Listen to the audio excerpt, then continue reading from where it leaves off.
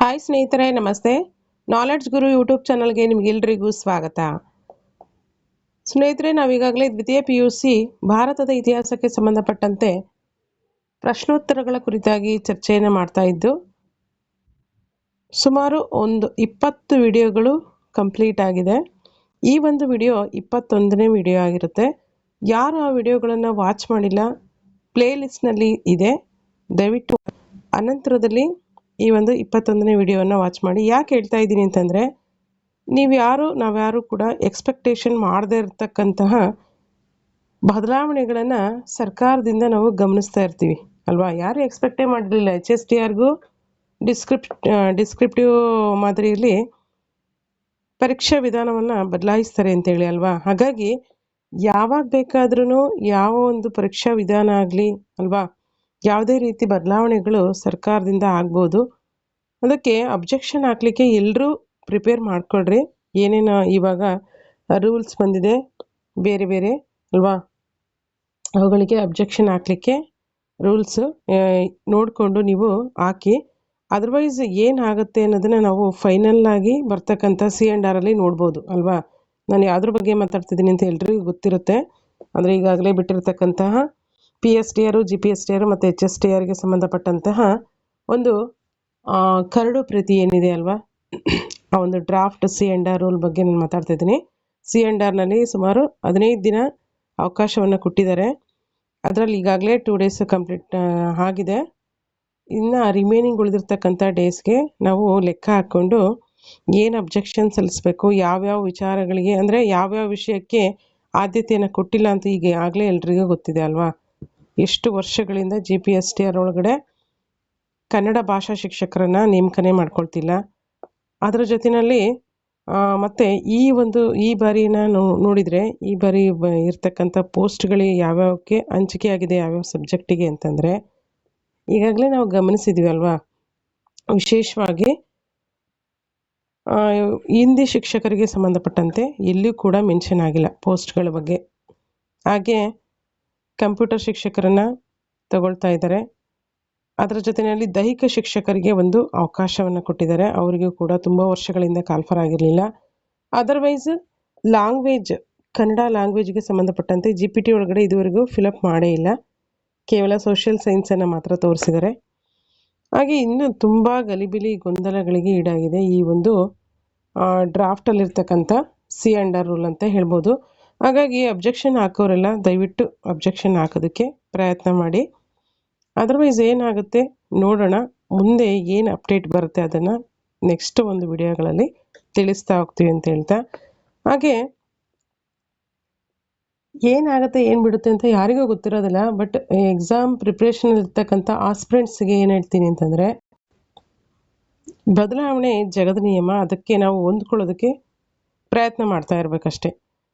ಏಕೆಂದರೆ ನಾವು ಅಂದ್ಕೊಂಡಿದ್ದಂಗೆ ಏನೂ ಆಗೋದಿಲ್ಲ ಅಂತಂದಮೇಲೆ ಬರೋವಂಥ ಸಮಸ್ಯೆಗಳಿಗೆ ನಾವೇನು ಮಾಡಬೇಕು, ಹೊಂದ್ಕೊಳ್ತಾ ಹೋಗ್ಬೇಕಾಗತ್ತೆ. ಸೊ ಹೀಗಾಗಿ ಈ GPSTR ಎಕ್ಸಾಮ್ಗೆ ಅಂತೇಳಿ ಪ್ರಿಪ್ರೇಷನನ್ನು ಯಾರ್ಯಾರು ಮಾಡ್ತಿದ್ರಿ ಅವರಿಗೆಲ್ಲ ಏನೂ ಅಂತ ದೊಡ್ಡ ಸಮಸ್ಯೆ ಆಗೋದಿಲ್ಲ. ಆ ಒಂದು ಸಿಲೆಬಸ್ ಆಲ್ರೆಡಿ ಈಗಾಗಲೇ ಎಕ್ಸಾಮ್ಗಳು ಕಂಡಕ್ಟ್ ಮಾಡಿರೋದ್ರಿಂದ ಆ ಸಿಲೆಬಸ್ ಎಲ್ರಿಗೂ ಗೊತ್ತಿರುತ್ತೆ. ಹಾಗಾಗಿ ಅವುಗಳನ್ನೇ ನೀವು ಹಾಕೋಬೋದು.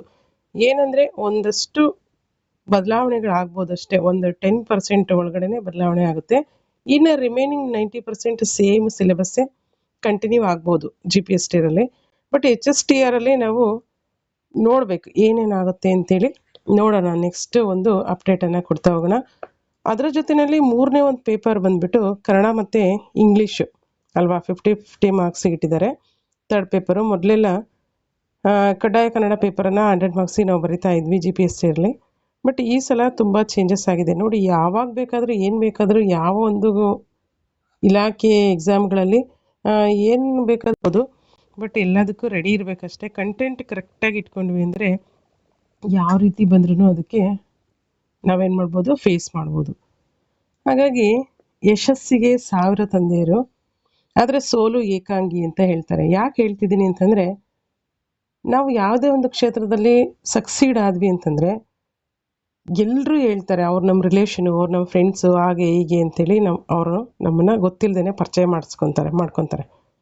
ಬಟ್ ಅವ್ರಿಗೆ ಯಾವುದೇ ರೀತಿ ಬಲ ಇರೋದಿಲ್ಲ, ಬೆಂಬಲನೂ ಕೂಡ ಇರೋದಿಲ್ಲ. ಹಾಗಾಗಿ ಯಶಸ್ಸಿಗೆ 1000 ತಂದೆಯರು, ಸೋಲು ಏಕಾಂಗಿ ಅಂತ ಹೇಳ್ಬೋದು. ಯಾಕೆಂದರೆ ಈ ಒಂದು ಫೀಲ್ಡಲ್ಲಿ ಏನು ಸ್ಪರ್ಧಾತ್ಮಕ ಪರೀಕ್ಷಾ ಒಂದು ಫೀಲ್ಡಲ್ಲಿ ಈಜ್ತಾ ಇರೋರು ಯಾವಾಗಲೂ ಏಕಾಂಗಿಯಾಗಿ ಹೋರಾಟವನ್ನು ಮಾಡಬೇಕಾಗುತ್ತೆ. ಆ ಮುಖಾಂತರ ನಮ್ಮ ಯಶಸ್ಸನ್ನು ನಾವು ಕಾಣಬೇಕಾಗತ್ತೆ. ಹಾಗೆ ನಾನು ಯಾವಾಗಲೂ ಹೇಳ್ತಾ ಇರ್ತೀನಿ, ಭೂಮಿಯಲ್ಲಿ ಬಿದ್ದ ಕಾಳು ಎದೆಯಲ್ಲಿ ಬಿದ್ದ ಅಕ್ಷರ ಎಂದಾದ್ರೂ ಒಂದಿನ ಫಲ ಕೊಟ್ಟೇ ಕೊಡುತ್ತೆ ಅಂತ. ಯಾಕೆ ಹೇಳ್ತಿದ್ದೀನಿ ಅಂತಂದರೆ, ನಮ್ಮ ಪ್ರಯತ್ನ ಹೇಗಿರ್ಬೇಕಂತಂದರೆ ನಿರಂತರವಾಗಿರಬೇಕು. ನಮ್ಮ ಪ್ರಯತ್ನದಲ್ಲಿ ಯಾವುದೇ ಕಾರಣಕ್ಕೂ ಹಿನ್ನಡೆ ಇರಬಾರ್ದು. ಪ್ರತಿಫಲವನ್ನು ನಾವು ನೆಕ್ಸ್ಟು ಹಾಗೆ ಬಿಟ್ಬಿಡಬೇಕು. ಅಂದರೆ ಪ್ರತಿಫಲ ಬಯಸಬೇಕು, ಇಲ್ಲ ಅಂತಲ್ಲ. ಪ್ರಯತ್ನ ನಿರಂತರವಾಗಿದ್ದರೆ ಒಂದೆಲ್ಲ ಒಂದು ಕ್ಷೇತ್ರದಲ್ಲಿ ಸಕ್ಸೀಡ್ ಆಗೇ ಆಗ್ತೀವಿ ಅನ್ನೋ ಒಂದು ಭರವಸೆಯೊಂದಿಗೆ ನಾವು ಮುಂದೆ ಸಾಗಬೇಕಾಗುತ್ತೆ.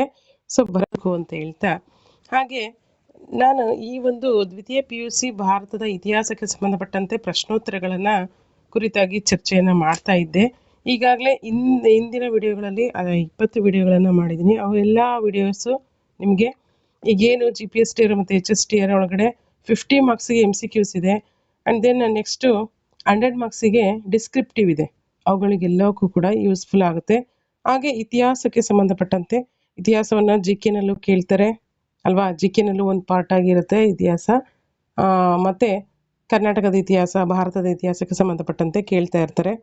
ಹಾಗೆ ಇನ್ನಿತರೆ ಸ್ಪರ್ಧಾತ್ಮಕ ಪರೀಕ್ಷೆಗಳನ್ನು ಎದುರಿಸ್ತಾ ಇರ್ತಕ್ಕಂಥ ಎಲ್ರಿಗೂ ಕೂಡ ಈ ಒಂದು ಇತಿಹಾಸಕ್ಕೆ ಸಂಬಂಧಪಟ್ಟ ಪ್ರಶ್ನೋತ್ತರಗಳು ತುಂಬ ಯೂಸ್ಫುಲ್ ಆಗುತ್ತೆ ಅಂತೇಳಿ ಭಾವಿಸ್ತಾ ಈ ಒಂದು ವಿಷಯವನ್ನು ಕೈಗೆತ್ಕೊಂಡಿದ್ದೀನಿ.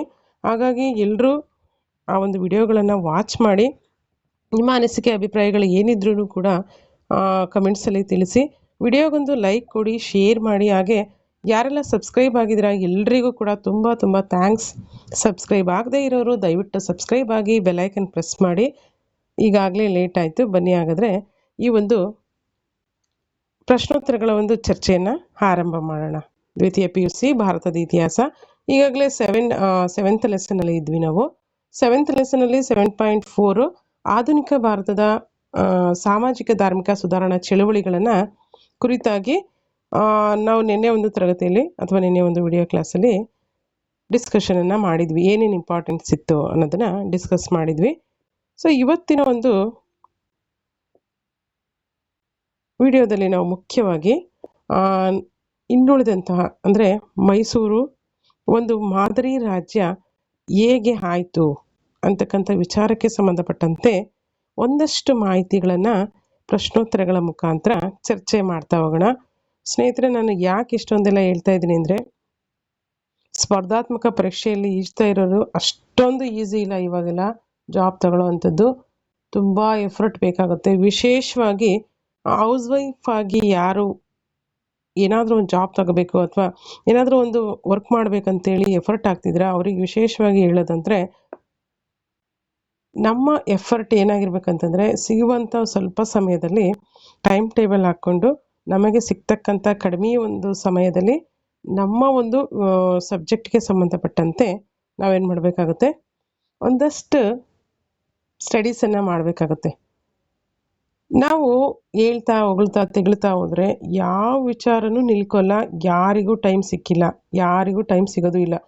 ಯಾರೆಲ್ಲ ಇದುವರೆಗೂ ಅಚೀವ್ಮೆಂಟ್ ಮಾಡಿದ್ದಾರೆ ಆ ಲೇಡೀಸನ್ನು ಅಥವಾ ಅವರ ಒಂದು ಹಿಸ್ಟ್ರಿಯನ್ನು ಕೆದಕಿ ನೋಡಿದಾಗ ಅವ್ರು ಯಾರಿಗೂ ಕೂಡ 24 ಗಂಟೆ ಮೇಲೆ 1 ನಿಮಿಷನೂ ಟೈಮ್ ಸಿಕ್ಕಿಲ್ಲ. ಅದೇ 24 ಅವರ್ಸಲ್ಲೇ ಅವರು ಕೂಡ ಅಚೀವ್ಮೆಂಟ್ ಮಾಡಿರ್ತಕ್ಕಂಥದ್ದು. ಅವರೆಲ್ಲ ನಮ್ಮಷ್ಟು ಈಸಿಯಾಗಿ ಲೈಫ್ ಲೀಡ್ ಮಾಡಿಲ್ಲ, ಆರಾಮ್ಸೆಯಾಗಿ ನಿದ್ದೆಯನ್ನು ಮಾಡಿಲ್ಲ. ಅದರಲ್ಲೂ ಕೂಡ 3 ಗಂಟೆ 4 ಗಂಟೆ ನಿದ್ದೆ ಮಾಡೋಂಥ ಇತಿಹಾಸನೂ ಕೂಡ ಇದೆ. ಈಗ ಬಹಳ ಅವರ ಒಂದು ಯಶಸ್ಸಿನ ಹಿಂದಿನ ಶ್ರಮ ಹೇಗಿರುತ್ತಲ್ಲ ಅದನ್ನು ನಾವು ಯಾರೂ ನೋಡಿರಲ್ಲ. ಅವರ ಒಂದು ಇತಿಹಾಸವನ್ನು ಕೆದಕಿದಾಗ ಅಥವಾ ಅವರ ಒಂದು ಸಾಧನೆಯ ಹಿಂದಿನ ಪರಿಶ್ರಮವನ್ನು ನಾವು ಗಮನಿಸಿದಾಗ ಮಾತ್ರ ಅವೆಲ್ಲ ಗೊತ್ತಾಗುತ್ತದೆ. ಹಾಗಾಗಿ ಗೃಹಿಣಿಯರು ಅಥವಾ ಹೌಸ್ ವೈಫ್ ಏನಿದ್ರ ಅವ್ರು ಏನಾದರೂ ನೀವು ಅಚೀವ್ಮೆಂಟ್ ಮಾಡಬೇಕಂತಂದರೆ, ಈಗ ಯಾರಾದರೂ ಟೀಚರ್ ಪೋಸ್ಟಿಗೆ ಸ್ಟಡೀಸ್ ಮಾಡ್ತಿದ್ದೀರಾ ಅಂತಂದರೆ ನಿಮ್ಮ ಒಂದು ಅಮೂಲ್ಯವಾದಂಥ ಸಮಯವನ್ನು ಏನು ಮಾಡಿರಿ, ಸಿಕ್ಕಿರ್ತಕ್ಕಂಥ ಒಂದಷ್ಟು ಸಮಯವನ್ನು ಸ್ಟಡೀಸ್ಗೋಸ್ಕರ ಒಂದು 3 to 4 ಅವರ್ಸ್ ಅಂತೂ ಸ್ಟಡೀಸ್ಗೆ ಇಟ್ಕೊಳ್ಬೇಕಾಗುತ್ತೆ. ಅದರಲ್ಲಿ ಸಬ್ಜೆಕ್ಟ್ ಪೇಪರನ್ನು ನಿಮ್ಮ ಸಬ್ಜೆಕ್ಟ್ ಪೇಪರ್ಗೆ 2 ತಾಸು ಕೊಟ್ಟರೆ, ಮತ್ತು ಜಿ ಕೆ ಪೇಪರ್ಗೆ 1-2 ತಾಸನ್ನು ಕೊಟ್ಕೊಂಡು ಮಾರ್ನಿಂಗು ಅಥವಾ ಲೇಟ್ ನೈಟ್ ಅಥವಾ ಮಾರ್ನಿಂಗ್ ಓದೋರು ಮಾರ್ನಿಂಗ್ಗೆ ಒಂದು ಟೈಮ್ ಟೇಬಲನ್ನು ಸೆಟ್ ಮಾಡಿಕೊಂಡು ಮನಸ್ಸನ್ನು ಸ್ಥಿಮಿತದಲ್ಲಿ ಅಂದರೆ ಗಟ್ಟಿಯಾಗಿ ಇಟ್ಕೋಬೇಕು. ಯಾವುದೇ ಕಾರಣಕ್ಕೂ ಹರಿ ಬಿಡೋಂಗಿಲ್ಲ. ಹಾಗಾದಾಗ ಮಾತ್ರ ಏನಾಗುತ್ತೆ, ನಮ್ಮ ಒಂದು ಗುರಿಯನ್ನು ಮುಟ್ಟಲಿಕ್ಕೆ ಸಾಧ್ಯವಾಗುತ್ತೆ. ಆಗಲ್ಲ ಅಂದರೆ ಲೈಫಲ್ಲಿ ಏನೂ ಆಗಲ್ಲ. ಸೋತ್ರೆ ಇನ್ನೊಂದು ಕ್ಷೇತ್ರದಲ್ಲಿ ನಾವು ಏನು ಮಾಡ್ಬೋದು, ಅಚೀವ್ಮೆಂಟ್ ಮಾಡ್ಬೋದು. ಆ ಒಂದು ಸೋಲ್ತೀನಿ ಅಂತ ಪ್ರಯತ್ನನೇ ಪಡದೇ ಇರೋದು ಇನ್ನೂ ಸೋಲಿಗೆ ಹತ್ರ ಕರ್ಕೊಂಡು ಹೋಗುತ್ತೆ. ಹಾಗಾಗಿ ಪ್ರಯತ್ನಕ್ಕೆ ಸೋಲಾಗ್ಬೋದು, ಆದರೆ ಪ್ರಯತ್ನ ಮಾಡದೇ ಇರ್ತಕ್ಕಂಥದ್ದು ದೊಡ್ಡ ಸೋಲು ಅಂತೇಳಿ ಹೇಳ್ಬೋದು. ಹಾಗಾಗಿ ಇವತ್ತು ಯಾಕೆ ಹೇಳ್ತಿದ್ದೀನಿ ಈ ಮಾತಂತಂದರೆ, ತುಂಬ ಆಸ್ಪಿರೆಂಟ್ಸ್ ಇದ್ದಾರೆ, ಅಚೀವ್ಮೆಂಟ್ ಮಾಡಬೇಕು ಅನ್ನೋಂಥ ಲೇಡೀಸ್ ಇದ್ದಾರೆ, ಅಥವಾ ಬಾಯ್ಸ್ ಆಗಲಿ ಅಥವಾ ಬೇರೆ ಕಡೆ ಓದ್ತಾ ಇರೋರಾಗಲಿ, ಅಥವಾ ಮನೆಯಲ್ಲಿ ತುಂಬ ಬಡತನ ಇದ್ದು ರೂಮ್ಗಳನ್ನು ಮಾಡಿಕೊಂಡು ಅಲ್ಲಿ ಇಲ್ಲಿ ಅಲ್ವಾ, ಲೈಬ್ರರಿಲಿ ಅಲ್ಲಿ ಇಲ್ಲಿ ಓದ್ತಾ ಇರೋರು ತುಂಬ ಎಫರ್ಟ್ ಆಗ್ತಾ ಇರ್ತಾರೆ. ಅವರಿಗೆಲ್ಲ ಈ ಒಂದು ಏನಂದರೆ, ಈ ಒಂದು ಅಚೀವ್ಮೆಂಟ್ ಮಾಡೋವಂಥ ಒಂದು ಕ್ಷೇತ್ರಗಳೇನಿರ್ತಲ್ಲ ಅವುಗಳು ಅಷ್ಟೊಂದು ಈಸಿ ಆಗಿರಲ್ಲ. ಹಾಗಾಗಿ ಒಬ್ಬೊಬ್ಬರಿಗೆ ಒಂದೊಂದು ರೀತಿಯ ಸಮಸ್ಯೆಗಳು ಇದ್ದೇ ಇರುತ್ತೆ. ಅವುಗಳನ್ನು ಮೆಟ್ಟಿ ನಿಂತು ಈಜುವಂಥದ್ದು ಅಥವಾ ಅವುಗಳನ್ನು ನಾವು ಹಿಂದೆ ಹಾಕಿ ಮುಂದೆ ಹೋದರೆ ಮಾತ್ರ ನಮಗೆ ಒಂದು ಬೆಳಕು ಕಾಣಿಸುತ್ತೆ. ಹಾಗಾಗಿ ಯಾವುದೇ ಸಾಧಕರ ಹಿಂದಿನ ಒಂದು ಕತೆ ಅಷ್ಟೊಂದು ಈಸಿಯಾಗಿಲ್ಲ, ಪರಿಶ್ರಮಕ್ಕೆ ಮಾತ್ರ ಪ್ರತಿಫಲ ಸಿಕ್ಕಿರೋ ಅಂಥದ್ದು. ಹಾಗಾಗಿ ಒಂದಷ್ಟು ಸ್ಯಾಕ್ರಿಫೈಸನ್ನು ಮಾಡಬೇಕಾಗುತ್ತೆ, ಒಂದಷ್ಟು ತ್ಯಾಗವನ್ನು ಮಾಡಬೇಕಾಗುತ್ತೆ. ನಿದ್ದೆ ಆಯಿತು, ಊಟ ಆಯಿತು ಅಲ್ವಾ, ಅದ್ರ ಜೊತೆಯಲ್ಲಿ ಒಂದಷ್ಟು ಸ್ಯಾಕ್ರಿಫೈಸನ್ನು ಮಾಡಿದಾಗ ಮಾತ್ರ ನಾವು ಮತ್ತೊಂದು ಕ್ಷೇತ್ರದಲ್ಲಿ ನಿಲ್ಲೋಕ್ಕಾಗೋದು. ಹಾಗಾಗಿ ಇಷ್ಟು ಹೇಳ್ತಾ, ಈಗಾಗಲೇ ತುಂಬ ಹೇಳ್ತಾ ಇದ್ದೀನಿ, ಇದು ತುಂಬ ಒಂದು ವಿಡಿಯೋ ಲೆಂತಿ ಆಗುತ್ತೆ. ಸುಮ್ಮನೆ ಈ ಥರ ವಿಚಾರಗಳನ್ನು ಹೇಳ್ಬಾರ್ದು ಈ ಎಕ್ಸಾಮ್ ಟೈಮಲ್ಲಿ, ಆದ್ರೂ ಹೇಳ್ತಾ ಇದ್ದೀನಿ, ಸಾರಿ. ಬನ್ನಿ ಹಾಗಾದರೆ, ಮೈಸೂರು ಒಂದು ಮಾದರಿ ರಾಜ್ಯ ಯಾವ ರೀತಿ ಆಯಿತು ಅಲ್ವಾ ಅಂತಕ್ಕಂಥ ವಿಚಾರಕ್ಕೆ ಸಂಬಂಧಪಟ್ಟಂತೆ ನಾವು ಈ ಒಂದು ವಿಡಿಯೋ ತರಗತಿಯಲ್ಲಿ ಗಮನಿಸ್ತಾ ಹೋಗೋಣ. ಅದಕ್ಕೂ ಬಿಫೋರು ನಾವು ಮೈಸೂರನ್ನು ಕುರಿತಾಗಿ ಅಥವಾ ಮೈಸೂರಿನ ಒಂದು ಆಡಳಿತ ಹೇಗಿತ್ತು ಅನ್ನೋದನ್ನು ಒಂದೆರಡು ಲೈನಲ್ಲಿ ಹೇಳೋದಾದರೆ, 1799 ಎಷ್ಟರಲ್ಲಿ 1799ರಲ್ಲಿ ಮೈಸೂರು ಒಡೆಯರಿಗೆ ಹಿಂತಿರುಗಿಸಿದ್ದ ಮೈಸೂರು ಆಳ್ವಿಕೆಯನ್ನು 1831ರಲ್ಲಿ ಏನಾಗುತ್ತೆ, ನಗರ ದಂಗೆಯ ನಂತರ 1831ರ ನಗರ ದಂಗೆಯ ನಂತರ ಬ್ರಿಟಿಷರು ತಮ್ಮ ನೇರ ಆಳ್ವಿಕೆಗೆ ಒಳಪಡಿಸ್ಕೊಳ್ತಾರೆ. ಇದರ ಜೊತೆಯಲ್ಲಿ ಸ್ವತಂತ್ರ ಆಡಳಿತಾತ್ಮಕ ಘಟಕವಾಗಿರಿಸಿ ಈ ಒಂದು ಮೈಸೂರನ್ನು ಆಡಳಿತವನ್ನು ನೋಡ್ಕೊಳ್ಳೋದಕ್ಕೆ ಯಾರಿಗೆ ಬಿಡ್ತಾರೆ ಅಂತಂದರೆ, ಕಮಿಷನರ್ಗಳಿಗೆ ಈ ಒಂದು ಆಡಳಿತವನ್ನು ನೋಡ್ಕೊಳ್ಳೋದಕ್ಕೆ ಬಿಡುವಂಥದ್ದನ್ನು ನಾವು ನೋಡ್ತೀವಿ. ಹಾಗೆ 1831ರಿಂದ 1881ರವರೆಗೆ 1831ರಿಂದ 1881ರವರೆಗೆ ಸತತವಾಗಿ ಇಷ್ಟು 50 ವರ್ಷಗಳ ಕಾಲ ಅಲ್ವಾ, ಸತತವಾಗಿ 50 ವರ್ಷಗಳ ಕಾಲ ಆ ಕಮಿಷನರ್ಗಳ ಆಳ್ವಿಕೆಯಲ್ಲಿ ಮೈಸೂರು ಏನಾಗುತ್ತೆ, ಆಡಳಿತವನ್ನು ಮೈಸೂರಿನಲ್ಲಿ ನಡೆಸ್ತಕ್ಕಂಥದ್ದನ್ನು ನಾವು ಬ್ರಿಟಿಷರ ನೇರ ಆಳ್ವಿಕೆ ಅಡಿಯಲ್ಲಿ ನಡೆಸ್ತಕ್ಕಂಥದ್ದನ್ನು ಗಮನಿಸಿದ್ದೀವಿ. ಹಾಗೆ ಮೈಸೂರು ಒಂದು ಮಾದರಿ ರಾಜ್ಯವಾಗಬೇಕಂತಂದರೆ ಇವರ ಒಂದು ಅಡಿಪಾಯ ಹಾಕ್ಕೊಟ್ಟಂಥ ಅಡಿಪಾಯನೂ ಕೂಡ ತುಂಬಾ ಇಂಪಾರ್ಟೆಂಟ್ ಆಗುತ್ತೆ. ಯಾರು, ಕಮಿಷನರ್ಗಳ ಆಳ್ವಿಕೆ, ಅವರ ಒಂದು ಆಡಳಿತಾತ್ಮಕವಾದಂಥ ಏಳಿಗೆ ಅಥವಾ ಅವರು ರಾಜ್ಯವನ್ನು ಮಾದರಿ ರಾಜ್ಯವನ್ನಾಗಿಸೋದಕ್ಕೆ ಹಾಕಿಕೊಟ್ಟಂಥ ಅಡಿಪಾಯ ತುಂಬ ಭದ್ರವಾಗಿರುತ್ತೆ. ಆ ಒಂದು ಸಂದರ್ಭದಲ್ಲಿ ಎಷ್ಟರಲ್ಲಿ 1831ರಿಂದ 1881ರಲ್ಲಿ ಸುಮಾರು 7 ಜನ ಕಮಿಷನರ್ಗಳು ಆಳ್ವಿಕೆಯನ್ನು ನಡೆಸ್ತಾರೆ. ಅವರಲ್ಲಿ ಪ್ರಮುಖವಾದವರು ಅಂತಂದರೆ ಮಾರ್ಕ್ ಕಬ್ಬನ್ ಮತ್ತು ಬೆಂತಾಮ್ ಬೌರಿಂಗ್. ಮಾರ್ಕ್ ಕಬ್ಬನ್ ಮತ್ತು ಲೇವಿಸ್ ಬೆಂತಾಮ್ ಬೌರಿಂಗ್ ಅಥವಾ LB ಬೌರಿಂಗ್ ಅಂತೇಳಿ ಕರಿತೀವಿ. ಸೊ ಸ್ನೇಹಿತರೆ, ಹಾಗಾಗಿ ಇದೊಂದಿಷ್ಟು ಪೀಠಿಕಾತ್ಮಕವಾಗಿ ನಾವು ಗಮನಿಸ್ಬೋದು ಪೀಠಿಕೆಯನ್ನು. ಮೈಸೂರು ಒಂದು ಮಾದರಿ ರಾಜ್ಯ ಆಗಲಿಕ್ಕೆ ಕಮಿಷನರ್ಗಳ ಒಂದು ಪಾತ್ರ ಏನು ಅಂತೇಳಿ ನಾವು ಈ ಮುಖಾಂತರ ತಿಳ್ಕೊಬೋದಾಗಿದೆ. ಹಾಗಾದರೆ ಒಂದು ವಾಕ್ಯ, 2 ವಾಕ್ಯ ಮತ್ತು ಲಾಂಗ್ ಆನ್ಸರ್ಸಲ್ಲಿ ಏನೇನಿದೆ ಅಂತಕ್ಕಂಥ ವಿಚಾರಗಳನ್ನು, ಇಂಪಾರ್ಟೆಂಟ್ ಆಗಿರ್ತಕ್ಕಂಥ ಪರೀಕ್ಷೆಗೆ ಎಷ್ಟು ಬೇಕೋ ಅಷ್ಟು ವಿಚಾರಗಳನ್ನು ನಾವೇನು ಮಾಡೋಣ, ಡಿಸ್ಕಷನ್ ಮಾಡ್ತಾ ಹೋಗೋಣ. ಒಂದು ವಾಕ್ಯದ ಪ್ರಶ್ನೋತ್ತರಗಳನ್ನು ಗಮನಿಸ್ತಾ ಹೋಗಿ. ಇಲ್ಲಿ ಮೈಸೂರಿನಿಂದ ಬೆಂಗಳೂರಿಗೆ ರಾಜಧಾನಿಯನ್ನು ವರ್ಗಾಯಿಸಿದವರು ಯಾರು ಅಂತ ಕೇಳ್ತಾ ಇದ್ದಾರೆ. ಒಂದನೇ ಪ್ರಶ್ನೆಯಲ್ಲಿ ಮೈಸೂರಿನಿಂದ ಬೆಂಗಳೂರಿಗೆ ರಾಜಧಾನಿಯನ್ನು ವರ್ಗಾಯಿಸಿದವರು ಯಾರಂದರೆ ಮಾರ್ಕ್ ಕಬ್ಬನ್ ರವರು ಮೈಸೂರಿನಿಂದ ಬೆಂಗಳೂರಿಗೆ ರಾಜಧಾನಿಯನ್ನು ವರ್ಗಾಯಿಸಿದರು. ಎರಡನೇ ಪ್ರಶ್ನೆ ನೋಡಿ, ಮೈಸೂರು ರಾಜ್ಯದಲ್ಲಿ ಹಾಕಲಾದ ಪ್ರಥಮ ರೈಲು ಮಾರ್ಗ ಯಾವುದು ಅಥವಾ ಪ್ರಥಮ ರೈಲು ಮಾರ್ಗವನ್ನು ಹೆಸರಿಸಿ. ಎಲ್ಲಿಂದ ಎಲ್ಲಿಗೆ ರೈಲು ಮಾರ್ಗವನ್ನು ಹಾಕಲಾಯಿತು? ಬೆಂಗಳೂರಿನಿಂದ ಜೋಲಾರ್ಪೇಟೆ ಒಳಗೆ ಬೆಂಗಳೂರಿನಿಂದ ಜೋಲಾರ್ಪೇಟೆಗೆ ಮೈಸೂರು ರಾಜ್ಯದಲ್ಲಿ ಪ್ರಪ್ರಥಮ ರೈಲು ಮಾರ್ಗವನ್ನು ಹಾಕಲಾಯಿತು. ನೆಕ್ಸ್ಟ್ ಥರ್ಡ್ ಕ್ವಶನು, ವಿಶ್ವೇಶ್ವರಯ್ಯನವರ ಜನ್ಮಸ್ಥಳ ಯಾವುದು ಅಂದರೆ ಚಿಕ್ಕಬಳ್ಳಾಪುರ ಜಿಲ್ಲೆಯ ಮುದ್ದೇನಹಳ್ಳಿ ವಿಶ್ವೇಶ್ವರಯ್ಯನವರ ಜನ್ಮ ಸ್ಥಳ. ನೆಕ್ಸ್ಟ್ ಫೋರ್ತ್ ಕ್ವಶನು, ಮೈಸೂರಿನ ವಿಶ್ವವಿದ್ಯಾಲಯ ಸ್ಥಾಪನೆಯಾಗಿದ್ದು ಯಾವಾಗ ಅಂದರೆ ಮೈಸೂರಿನ ವಿಶ್ವವಿದ್ಯಾಲಯ 1916ರಲ್ಲಿ ಸ್ಥಾಪನೆ ಆಯಿತು. ನೆಕ್ಸ್ಟ್ ಫಿಫ್ತ್ ಕ್ವಶನು, ಕನ್ನಡ ಸಾಹಿತ್ಯ ಪರಿಷತ್ತನ್ನು ಸ್ಥಾಪಿಸಿದವರು ಯಾರು? ಕನ್ನಡ ಸಾಹಿತ್ಯ ಪರಿಷತ್ತನ್ನು ಸ್ಥಾಪಿಸಿದವರು ಯಾರಂದರೆ ಸರ್ ಎಂ ವಿಶ್ವೇಶ್ವರಯ್ಯನವರು ಕನ್ನಡ ಸಾಹಿತ್ಯ ಪರಿಷತ್ತನ್ನು ಸ್ಥಾಪಿಸಿದರು. ನೆಕ್ಸ್ಟ್ ಸಿಕ್ಸ್ತ್ ಒನ್ ಕ್ವಶನ್ ನೋಡಿ, ವಿಶ್ವೇಶ್ವರಯ್ಯನವರು ಸ್ಥಾಪಿಸಿದಂಥ ಬ್ಯಾಂಕ್ ಯಾವುದು? ಮೈಸೂರು ಬ್ಯಾಂಕು ವಿಶ್ವೇಶ್ವರಯ್ಯನವರು ಸ್ಥಾಪಿಸಿದಂಥ ಬ್ಯಾಂಕ್ ಆಗಿದೆ. ಸೆವೆಂತ್ ಒನ್ ಕ್ವಶನು, ವಿಶ್ವೇಶ್ವರಯ್ಯನವರು ಕೈಗಾರಿಕಾಭಿವೃದ್ಧಿ ಕುರಿತು ನೀಡಿದ ಜನಪ್ರಿಯ ಘೋಷಣೆ ಯಾವುದು? ಕೈಗಾರೀಕರಣ ಇಲ್ಲವೇ ವಿನಾಶ. ಕೈಗಾರೀಕರಣ ಇಲ್ಲವೇ ವಿನಾಶ ಎಂಬುದು ವಿಶ್ವೇಶ್ವರಯ್ಯನವರು ಕೈಗಾರಿಕಾಭಿವೃದ್ಧಿಯನ್ನು ಕುರಿತು ಹೇಳಿಕೆ ನೀಡಿರ್ತಕ್ಕಂಥ ಜನಪ್ರಿಯವಾದಂಥ ಘೋಷಣೆಯಾಗಿದೆ. ನೆಕ್ಸ್ಟ್ ಭಾರತ ರತ್ನ ಪ್ರಶಸ್ತಿ ಪಡೆದ ಮೊದಲ ಕನ್ನಡಿಗ ಯಾರು? ಸರ್ ಎಂ ವಿಶ್ವೇಶ್ವರಯ್ಯನವರು ಭಾರತ ರತ್ನ ಪ್ರಶಸ್ತಿ ಪಡೆದಂಥ ಮೊದಲ ಕನ್ನಡಿಗರು. ನೆಕ್ಸ್ಟ್ ನೈನ್ತ್ ಒನ್, ಕೃಷ್ಣರಾಜಸಾಗರ ಅಣೆಕಟ್ಟನ್ನು ನಿರ್ಮಿಸಿದವರು ಯಾರು? ಕೃಷ್ಣರಾಜಸಾಗರ ಅಣೆಕಟ್ಟನ್ನು ನಿರ್ಮಿಸಿದವರು ಸರ್ ಎಂ ವಿಶ್ವೇಶ್ವರಯ್ಯನವರು. ನೆಕ್ಸ್ಟ್ ಟೆಂತ್ ಒನ್ ಕ್ವಶನು, ಬೆಂಗಳೂರಿನಲ್ಲಿ ನಿಮಾನ್ಸ್ ಅನ್ನು ಸ್ಥಾಪನೆ ಮಾಡಿದವರು ಯಾರು?